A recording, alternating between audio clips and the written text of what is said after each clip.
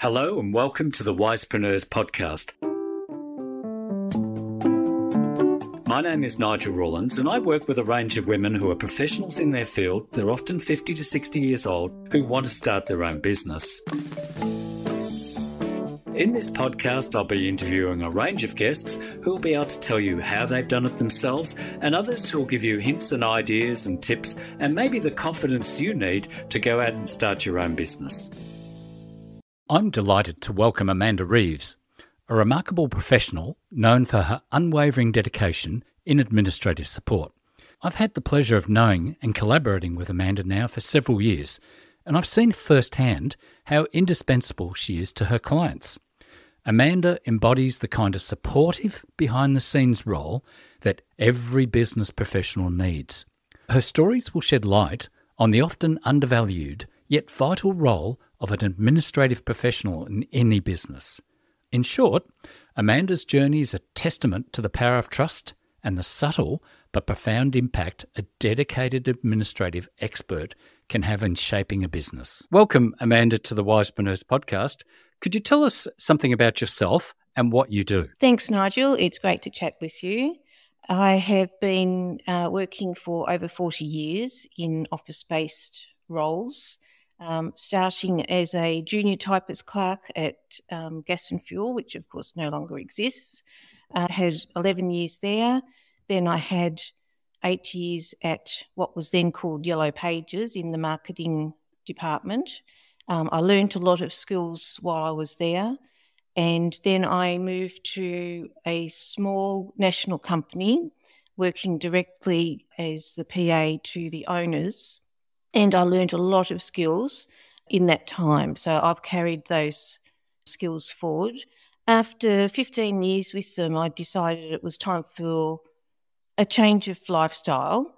I haven't actually worked full-time for about well over 20, 25 years, and I do like the flexibility. So decided to go out on my own and do freelance admin work.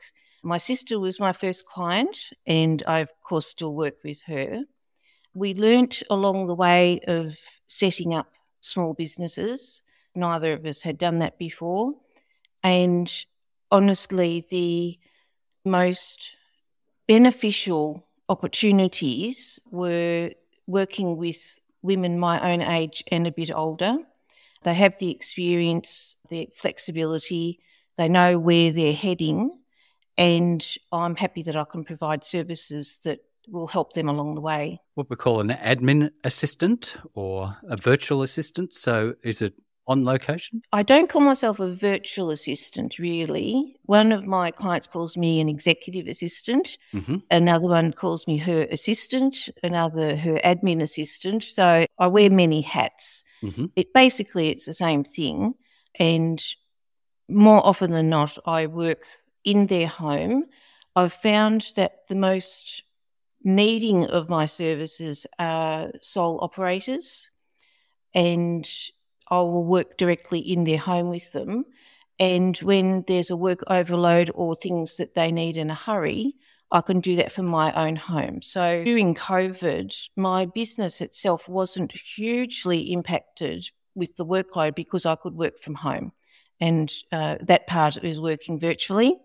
But I do like the face-to-face interaction as well.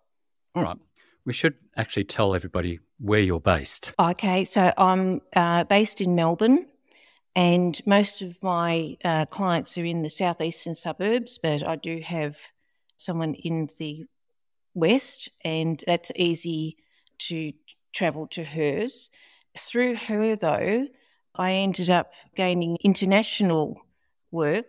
One of her colleagues in Europe is needing assistance, and I started doing some work virtually for her. She decided, though, that because fortunately my client had talked about me so much, and she said, I want an Amanda. And she flew me over to her residence, and I set up her home office for her.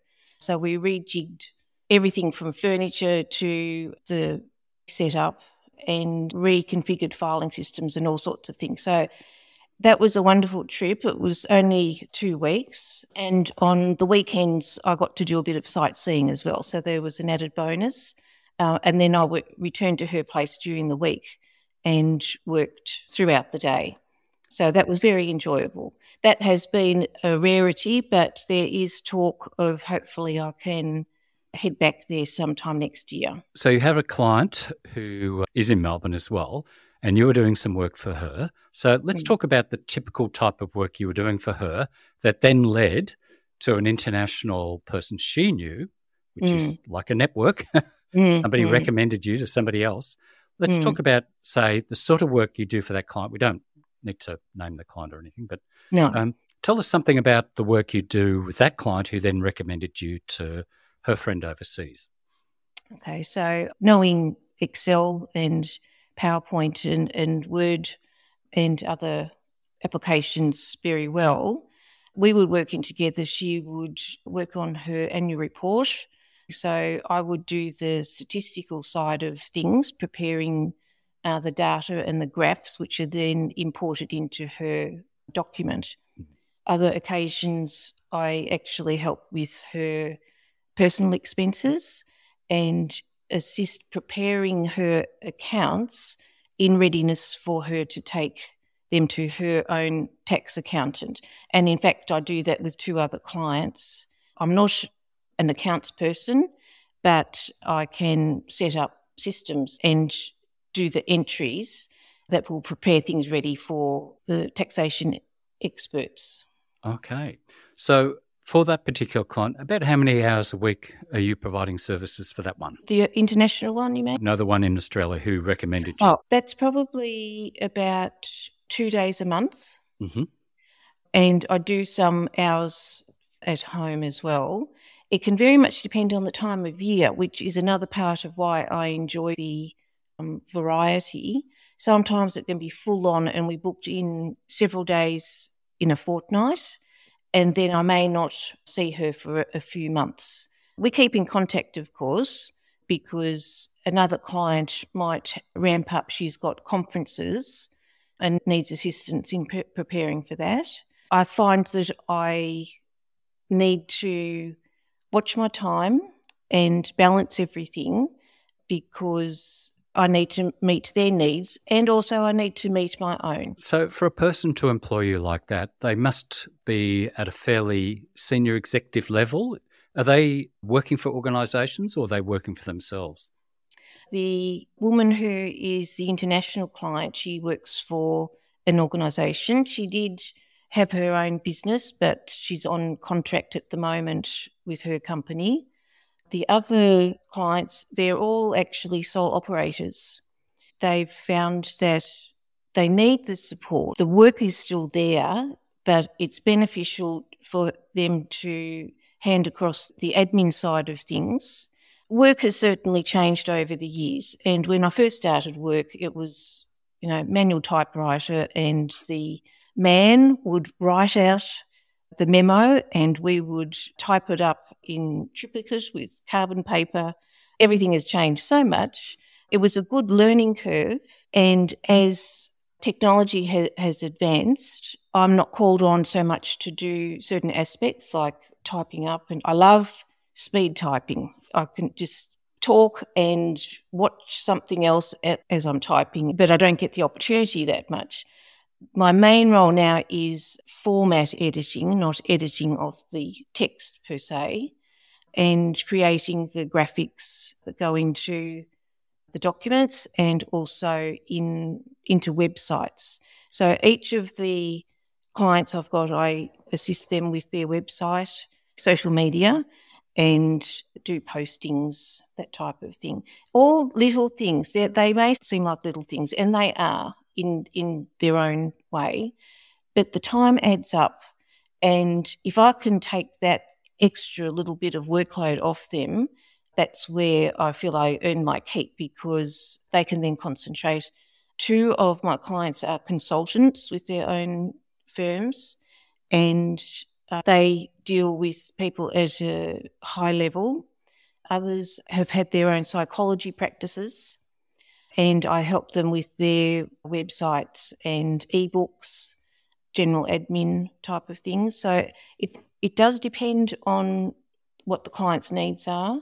The company who I worked with for 15 years, I didn't sever the ties with them. When I first left, I was looking after the direct marketing side of their business. We did that for about 5 years, but their business needs have changed over that time as well. So everyone evolves as the technology evolves, and you need to work with it. You need to move with it and be aware of the best way to get things done for the client. So it sounds like what you're doing is you're relieving your clients of the admin stuff that they don't want to do but needs to be done, and some of that is marketing as well.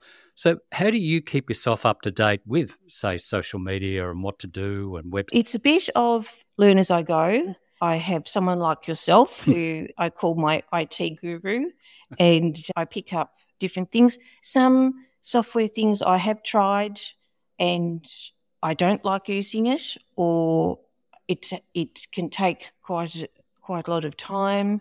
With the accounts side of things, I've tried 2 different ones and actually find that for the age of my clients as well, the easiest is to remain using an Excel spreadsheet, because I can enter things, then they can take over what they want to. They'll check everything that I've put in, and that, in fact, is how their own accountants prefer. One of my clients might be trialling something. Other times I will be with the client and I'll just automatically go to, say, Evernote, for instance, which I think you put me onto, Nigel. I love using it. I've tried to instill the benefits with my clients, but they have their own systems, and that's fine too. So we're still using manual systems as well as online systems, and that's where it comes in, where I go to their homes in an attempt to get things sorted there. Okay, so let's go into that sorting out. If you start with a client and they're obviously nearby for you to be able to travel to, do they ask you to sort out their systems to start with, or just get stuck straight into something? And if you do have to sort out their systems, what does that actually mean? Generally, they've got some sort of system in place already, but the paperwork side of it has got a bit out of hand. So it can be pretty much getting stuck straight in to sort things, both on their computer and the physical paperwork. I do find whilst people are printing less and less, there is still the inevitable paper trail.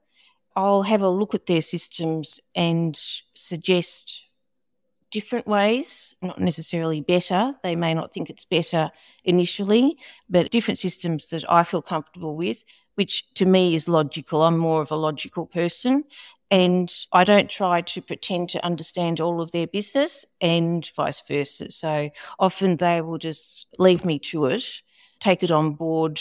If they don't like how things are being set up, that's fine to let me know and we'll work another way. And interestingly, Nigel, almost all, not all, but almost all of my clients are mature-aged women, mostly sole operators or have a small staff.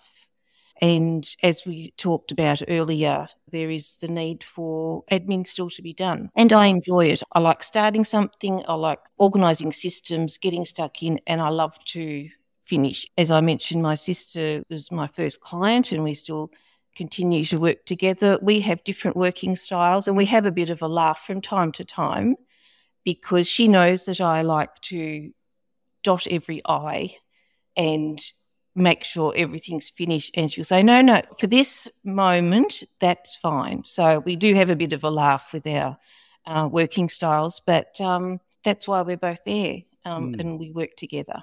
It sounds like you're complementary to the people you work with. So do you prefer working with women? Actually, I'm happy to work with both. It just happens that they're my clientele now. I've worked with both men and women, all different levels, through to senior executives. What I have found, though, Nigel, and I find this quite interesting, I did try some marketing and created my own flyer. And when I was first starting out, how am I going to find clients, all of them have been through referrals, which I'm happy about because, one, there's the connection and they might be friends of each other, and therefore I've come into their... So in other words, most of your work comes from referrals because the people you work with are very confident with your work and then their friends want to hire you. How much more work can you actually take on? I have had clients in the past who have been a one-off, which is fine if they need something done urgently. But then, of course, they have to depend on my availability.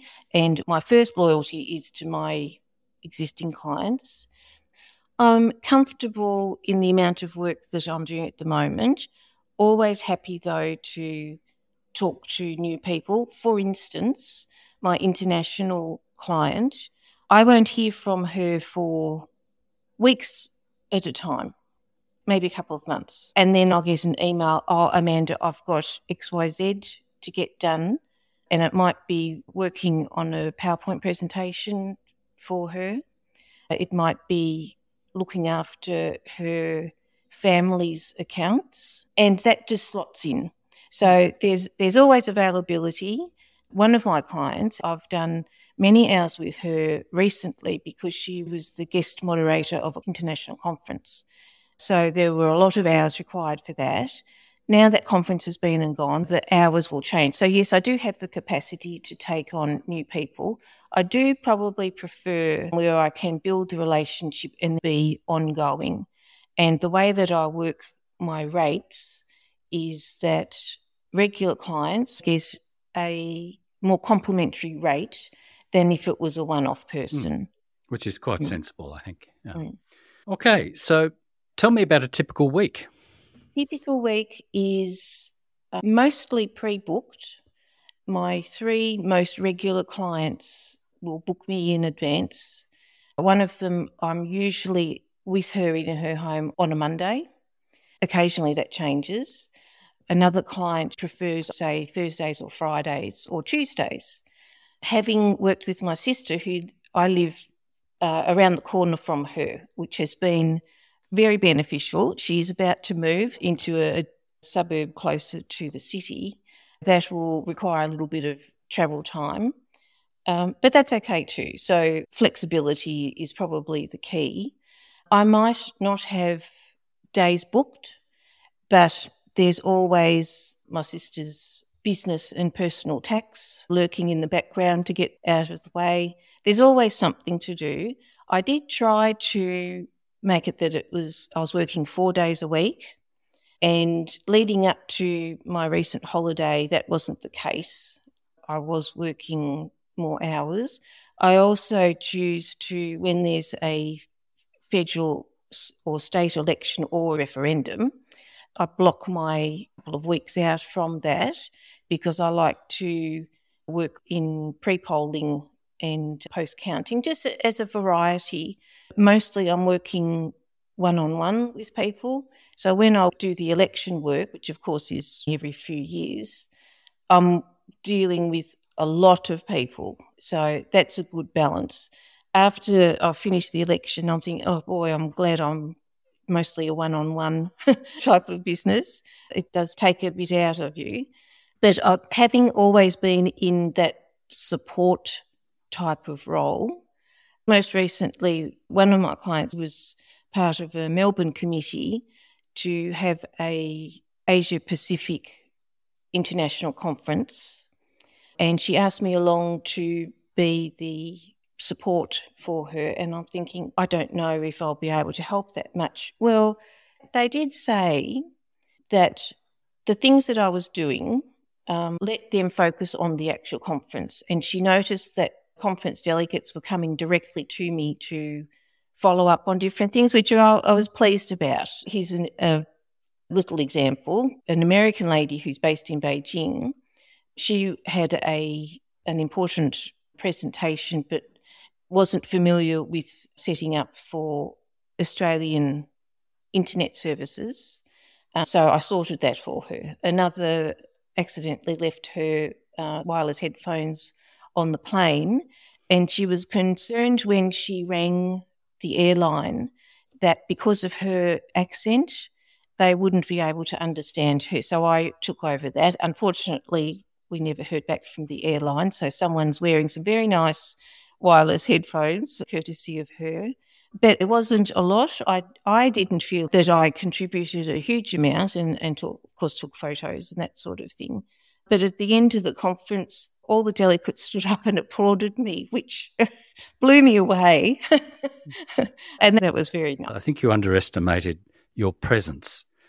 Often by being there, they know that if they've got a problem, there's someone there to help them. And you helped some, but the others were aware that you were there, but they didn't need your help. But had they needed your help, you were there. Yes. So I think you found that they appreciated you. It's funny how those invisible things occur. So how do your clients book your time? Well, I have got a website, mandarey.com.au. That's Manderey. And my business name, Mandarey, is obviously part of Amanda. And the Ray part is a part of my mother's maiden name. I joined the two. And originally I just had Mandarey, but added the admin services, Mandarey admin services, so that it was clearer what I do, which was in large part to your suggestion, Nigel, because I was wearing several hats, but where I found I could be the most beneficial to clients is the admin side of things. So mandarey.com.au, it's a simple website that doesn't have a huge number of pages. It's got some examples of the types of work that I've done, but most importantly, there's a contact form where people can fill in their details and state what they're looking for, and the inquiry will come to me and I'll get straight back to them. I'm thinking we might need to add a calendar there. So for your clients, they can book in, and if they want some extra time, they can see when you're free. So you've got client work during the week. Where do you get time to run your own business? Because there's doing work for clients. See, this is the freelancer's dilemma. And your clients obviously want to do their client work, and they don't want to do the admin work and the business side of it. But you're running a business as well as doing client work. So tell me about how you run your actual business. Yes, that tends to take second place, I find. I'm quite happy to work of an evening. Try not to on weekends. My husband retired last year. Fortunately, taken up most of the cooking in our household, which is fantastic. So I can work into the evening if I need to. Most recently, the second bedroom is now my office. Reorganising my own office. There are still some things to do, but it's generally set up now. And probably the most important aspect is the reliable internet connection. With my business, it is important that I set up my own quiet time, as I call it, so that I can focus on getting my own admin work done. I have found over the years that I haven't needed to focus on the marketing side of things because clients have come to me. Whereas in the beginning, having earned a salary and now I was generating my own business, I did look at and tried various marketing things. But once word got out, in inverted commas or quotes, people started contacting me. I have had clients that were short-term, and in fact, I did some work with a financial advisor for about a year, and he's just come back to me recently. I haven't worked with him for a couple of years because I set up his website and he just needs some editing, and I'm happy to do that sort of thing, keep in contact. It's only minor adjustments, so I slot them in. But for my own work, yes, that's probably the most challenging part. I'm so eager to meet people's own needs and keep my clients happy that my own work tends to fall through the cracks a little bit. It's interesting in terms of word of mouth clients. I look after about 18 websites for clients, and most of them do get work through word of mouth or reputation and stuff like that. So the website's mainly there just to give yourself a presence. And as I said, with most of my websites I look after, there's only so much capacity that you've got that you can actually provide. So, for example, one of my bigger clients is a builder. I don't always work with professional women, but the client's wife is the one I work with. She's the professional. They do such big jobs that they only need several clients a year as a builder. And we're talking several $100,000 a job up to over $1 million. So wow, even though they're a fairly big company, there's only so much capacity they've got. So the website helps branding them as a particular type of business. So yeah, in terms of your website, it's just there for people to check, yep, here's the presence, here's what they do, this person's real, and then I might contact them. I've also found, Nigel, that because of the conferences that my clients have been co-running, I did have a lot more hits on my website and through LinkedIn. So they're hearing my name and just want to check, who is this person? It's interesting. Each of my clients work in different fields. So I've been learning a bit about their own field along the way. So it makes my work more interesting. The company who I was with for the longest, most recently, they're wanting me to head back into their office just to sort some archiving of records and get some files and that sorted. So I still have the contact with them. That's good. See, you've got a good mix of clients. Your previous employer still comes back to you occasionally to get work done, and people you've worked with in the past come back to you. That's excellent. One of the people I interviewed recently was Alison Grade, who wrote the book, The Freelance Bible, and she's a freelancer, and she was saying that she cannot spend all her time doing client work, otherwise she can't get her business running properly. And that's a dilemma that most freelancers have.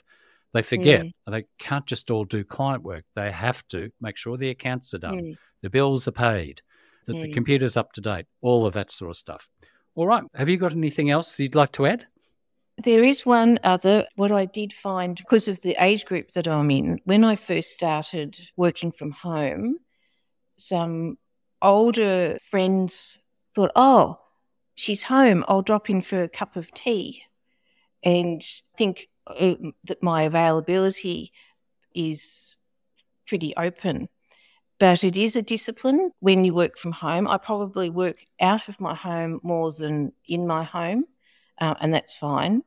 But now friends have realised over the last few years that I am still in the workforce and I need to be available to get my work done.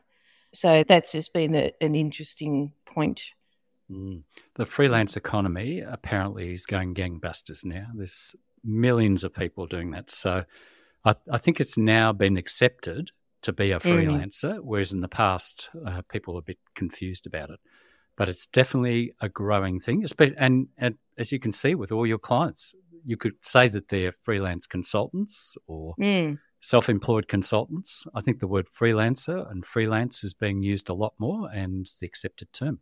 Well, thank you, Amanda. This has been great listening to how you support freelancers out there, being a freelancer yourself and complementing them. That's fabulous. Thank you for joining me. Thanks, Nigel. It's been a pleasure. I'm looking forward to continuing to provide you with engaging and informative episodes to help you level up in your entrepreneurial journey. Thank you for joining me on the Wisepreneurs podcast.